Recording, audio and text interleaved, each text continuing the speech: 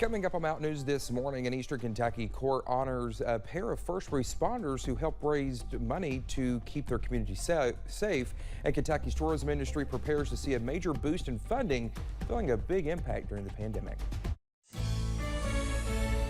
Dedicated to Eastern and Southern Kentucky, this is WYMT Mountain News this morning. Well, I think the weather coming in has really just hindered my abilities to read this morning. I don't know what my deal is. Good morning. I'm Dakota Makris, 5:34 on this Tuesday. Let's take it over to Cameron this morning. And Cameron, I'm sure you'll be happy to know that I actually listened to you for once. I brought my rain jacket into work this morning. Yeah. See, I listen when I want to. Yeah, when you want to. That's the key words, when you want to. Yeah, for sure. But you will definitely need the rain gear today because another soggy day is in store across the area. We're already dealing with a few showers out there this morning. Here is a live look over at the London Corbin Airport. All is quiet at this location right now, but it is muggy. Current temperature sitting at 71 degrees, 72 for Jackson, 73 in Irvin and Somerset, and 71 also over in Pikeville. Here is a look at Pinpoint Doppler this morning. Most of the showers are near and north of the Mountain Parkway over portions of Estill, Powell, Menifee, Morgan, over into Wolfe counties as well. Be sure to give yourself plenty of time as you are out and about because some of these showers are heavy, especially over Jackson County near McKee as well near Highway 421.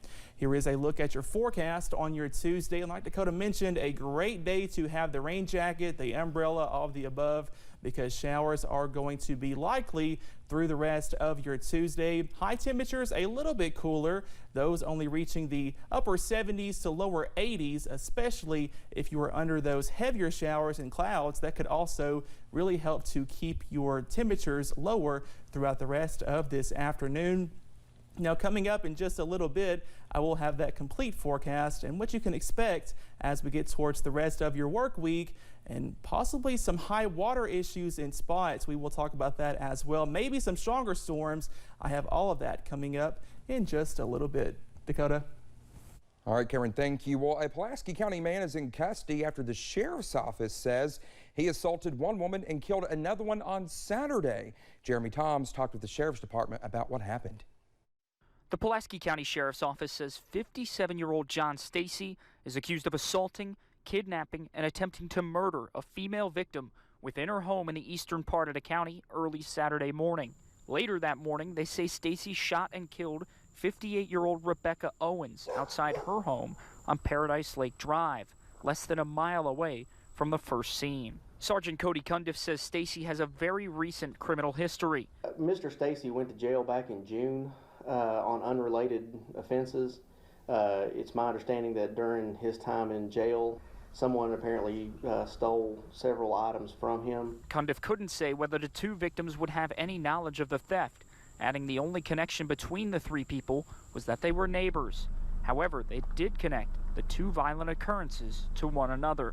Basically because of the time frame of the events and the fact that both of them happened to be involving a firearm. Sergeant Cundiff says the information they received from the assault victim was crucial in helping their task force to track down Stacy later Saturday evening. Cundiff says citizens called 911 after he was acting strange Saturday night inside a dollar store and was later arrested on Kentucky Route 461 during a traffic stop. Cundiff says they have not yet found a murder weapon. I believe we have enough evidence in this case to be able to move forward without it. And he also noted that Stacy's home on nearby Sparrow Drive burned down the next day. The fire department goes out there and they believe it to be arson. They would contact the state fire marshal for investigation. Jeremy Toms, WYMT Mountain News. Cundiff says the assault victim is recovering and has non-life-threatening injuries. Stacy faces charges of murder, attempted murder, burglary, kidnapping, and assault. He is being held at the Pulaski County Detention Center on a $500,000 bond. A third suspect in a Bath County murder investigation was arrested. 42-year-old Christopher Rooster Turner was wanted in the murder of 44-year-old Earl Stevens. Turner was booked into the Rowan County Detention Center on Monday. The two other people who were arrested as part of the investigation are Michael Walker and Brittany Reed. Walker and Turner are charged with murder, and Reed is charged with complicity to murder. Investigators have not said what may have led to the shooting. State police are investigating a death at a home in McKee. Officials with Kentucky State Police say 83-year-old Mary King Abrams may have died from injuries resulting from a potential stabbing. An autopsy is scheduled at the medical examiner's office in Frankfort. They say the car with the plate number 151XRR was stolen from her home. They say if you see the car, you should not approach it as the suspects are considered armed and dangerous. Anyone with information can call Post 7. You can choose to stay anonymous. In Claiborne County, Tennessee, police say they arrested a multi-state fugitive. Matthew Randall Price was wanted on multiple felony warrants from Kentucky and Virginia. He was arrested and taken into custody after a lengthy standoff with sheriff's deputies. Deputies made contact with Price at a home in the Cumberland Gap area before he ran inside and barricaded himself. The Claiborne SRT team was dispatched and went to the home where Price was found hiding in the attic. Price was sent to the Claiborne County Jail where he is awaiting extradition. He faces multiple charges in Tennessee, Virginia, and Kentucky. Back here in the Commonwealth, emergency personnel responded to a fiery crash Monday on the Hal Rogers Parkway. A log truck was traveling from Hayden onto the Hal Rogers Parkway when it tipped over, causing the truck to catch on fire. The Thousand Sticks Volunteer Fire Department, the Cornetsville Volunteer Fire Department, along with the Leslie County Sheriff's Office were there to direct traffic and put out the blaze. Well, the details we don't know. We got paged out on a logging accident and the truck was on fire, but the driver's okay. He got out and he's okay. And we did have a volunteer from Cornetsville stop by to help out, volunteer fireman. We appreciate that.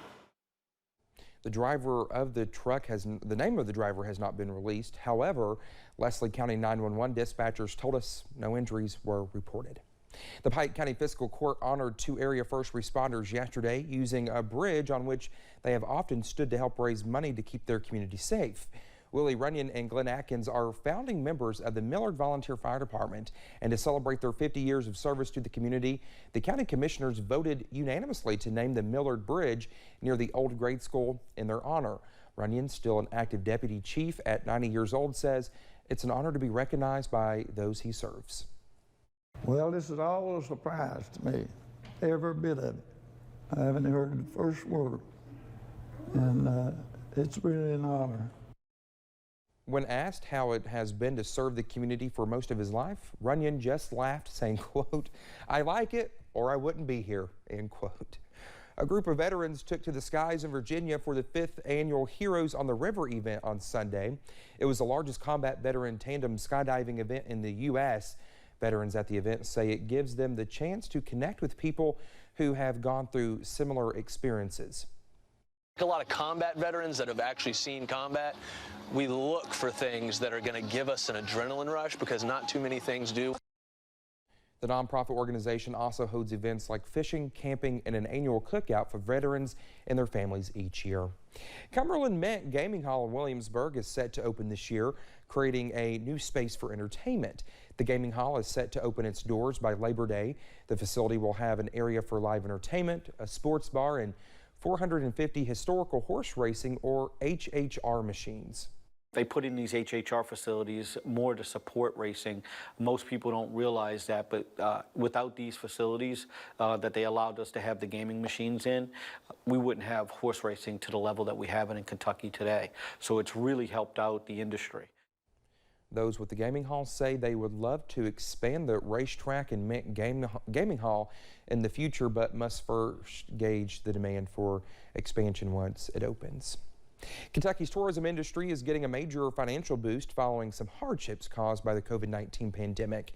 Yesterday, state leaders announced Kentucky will allocate $75 million from the Coronavirus State and Local Fiscal Recovery Funds program of the American Rescue Plan to the fund. The funding is divided into 4 pools to be given to the eligible tourism and destination marketing organizations that apply and show the impact COVID had on their groups. We have the link for more information and the application for the funding over on our website at WYMT.com. One Eastern Kentucky University will now be able to make some big strides with some major construction projects thanks to a multi-million-dollar federal grant. On Monday, the U.S. Department of Commerce announced a $4.4 million competitive grant was awarded to the University of Pikeville. University officials say they plan to use the funding to help with the construction of the new U-Pike Ag Tech Innovation Center of Excellence. The facility will include a greenhouse, classroom space, laboratory, and offices to lead high-tech agricultural research efforts. The grant will also be matched with $5.75 million in local funds. Just ahead this morning, the world of Hollywood mourns the loss of an award-winning actor. Plus, grab the umbrella before you walk out the door because more showers and storms are likely today. Have all those details coming up.